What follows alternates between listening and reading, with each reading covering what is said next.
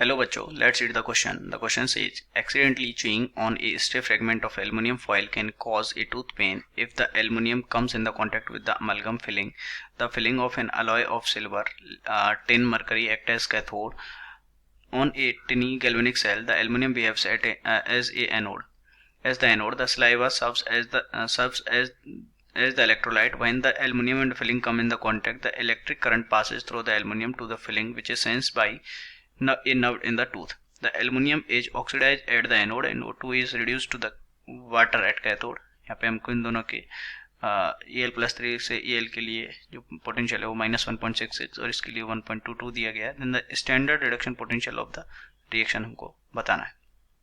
Okay, so question में Nernst equation use हुआ है. सो अगर हम इसका की कॉन्सेप्ट लिखें, की कॉन्सेप्ट,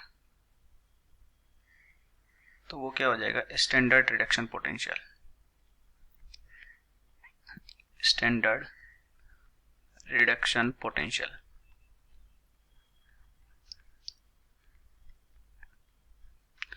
अब देखिए, वी नो दैट कि जो नर्नस्ट इक्वेशन है वो क्या होता है, वो हमारे पास होता है E cell equals to E naught cell minus RT divided by NF. N is the number of electron involved in the reaction, L and K. Okay, हमको क्या करना है, जस्ट इसकी जगह वैल्यू पुट कर देनी है. सो वी नो दैट कि अगर हम इस रिएक्शन में इक्विलिब्रियम पर बात करेंगे तो एट इक्विलिब्रियम जो ई सेल है वो कितना हो जाएगा, 0.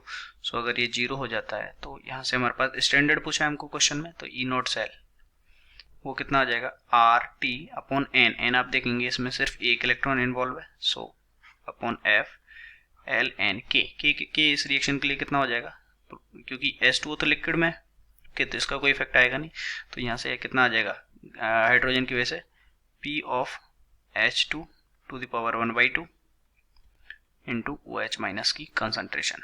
यहाँ से हमारे पास वैल्यू आ गई. तो आप देख सकते हैं जो ई नोट सेल है, क्योंकि क्वेश्चन में ई सेल दिया हुआ है, ये भी ई नोट सेल ही है क्योंकि क्वेश्चन में पहले लिख दिया है स्टैंडर्ड रिडक्शन पोटेंशियल बताना, तो वो ये होगा. आप देख सकते हैं कौन सा ऑप्शन करेक्ट हो गया, option number B is correct. So हमारा आंसर क्या हो गया, option number B. Hope you understood it well.